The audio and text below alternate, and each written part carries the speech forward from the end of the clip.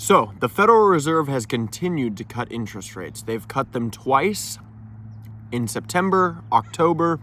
It's November 2nd when I'm filming this video, and they plan on cutting rates again in December and again in January of next year.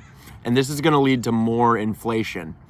Now, this video isn't about economics. I'm not going to get into the specifics of why cutting interest rates leads to more inflation. I've made videos on that in the past. You can go check them out. This video is going to be about how you can survive a hyperinflationary event, right? And I have 3 great tips that I think anyone can practice. These are going to help you out a lot as we lead into 2026 and inflation starts to get a lot worse. So, what are they? Well, I'll just go over them really briefly and then I'll go into more detail. 3 ways that you can survive hyperinflation. Number 1 is buying assets.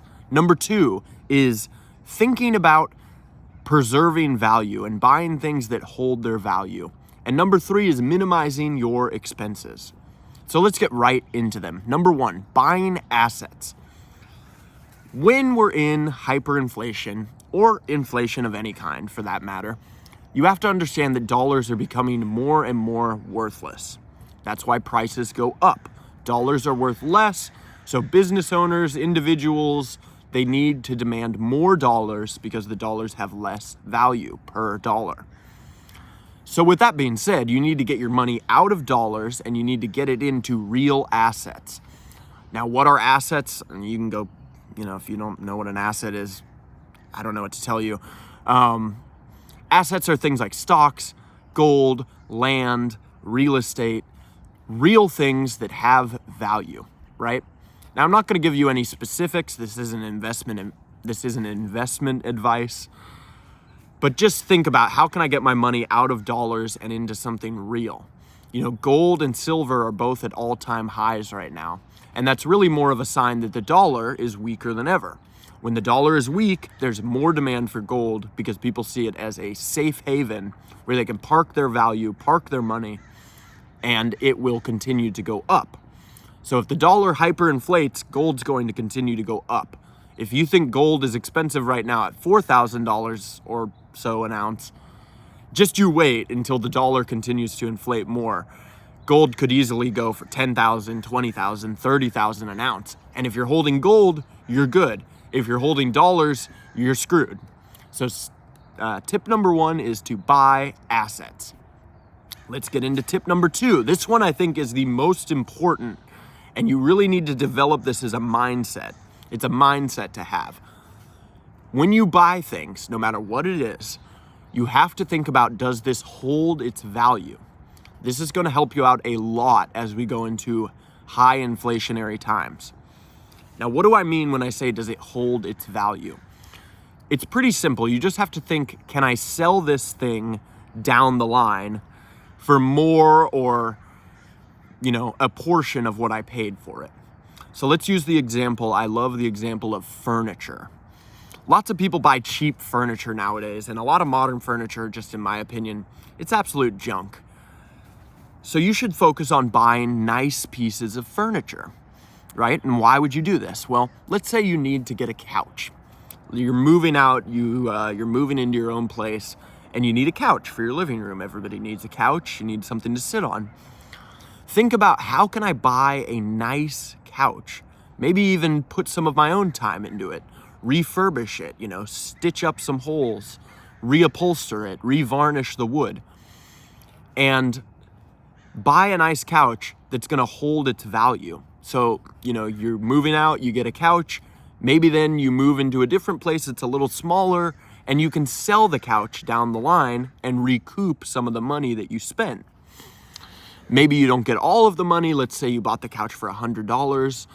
A year down the line, you're moving, you need to sell it, and you get $60 for it. You put it on Craigslist, and you get $60. You just recouped 60% of your expenditure on this couch. And this is going to help you out a lot in tough economic times. If you really need to, maybe you even still need the couch, you could just sell it because you need the money. So you have to develop that mindset. Does this thing hold value? Once you start this mindset, there's so many ways that you can buy higher quality things. You can get high quality clothes that you could sell, again, on Craigslist, Facebook Marketplace. You know, maybe you're like, hey, I've got a lot of clothes, clean out your closet, sell some of them and make a little cash. And that's gonna help you out a lot living through a recession, living through hyperinflation.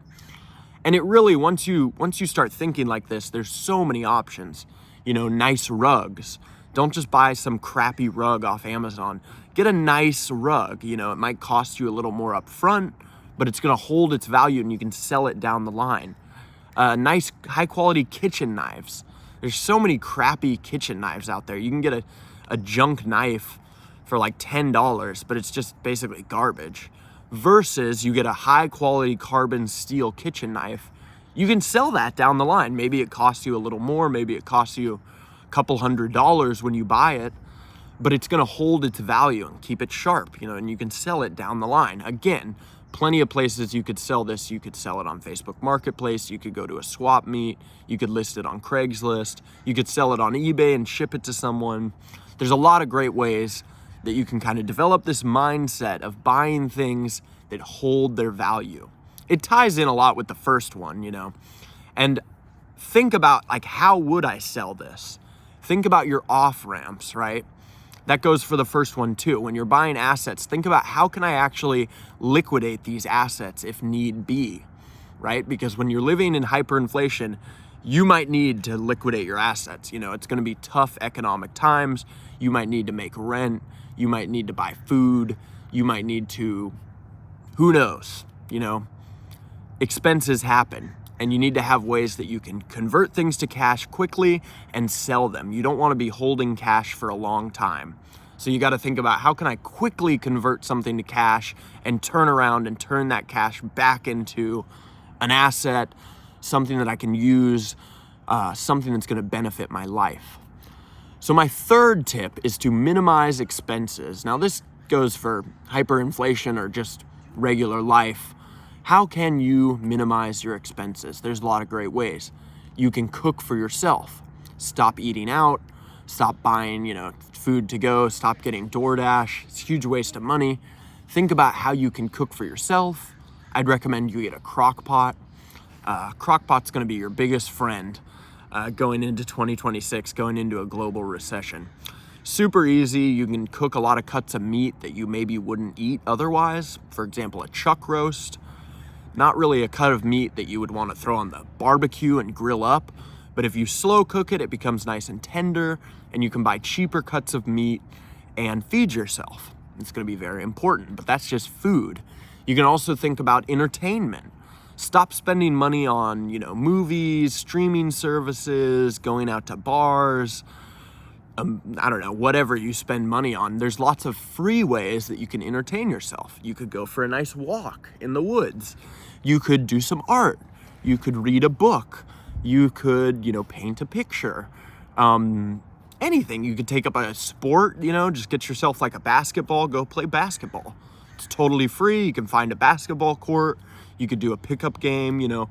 There's tons of ways that you can entertain yourself for no money. And as a matter of fact, some of these ways you can actually make money doing, you know, work out, you know, go get fit. You know, if you don't want to pay for a gym membership, fine. You can go do push-ups, you know, go to a park, go for a run. There's lots of great ways that you can spend your time that aren't going to cost you a dang thing. They're not going to cost you anything. And it's a great way to minimize your expenses. So there you go, folks. How to survive hyperinflation. I just gave you 3 great ways. Buy assets, think about how you can preserve value, and minimize your expenses as much as possible. If you follow these tips, you're gonna be doing pretty good. You're gonna be doing a lot better than most other people as we head into global recession, hyperinflation, through the rest of the 2020s, which is almost a certainty at this point due to the actions of the Federal Reserve. Thanks for watching. Hope you enjoyed this video. Leave a like if you did, leave a dislike if you didn't. And stay safe out there.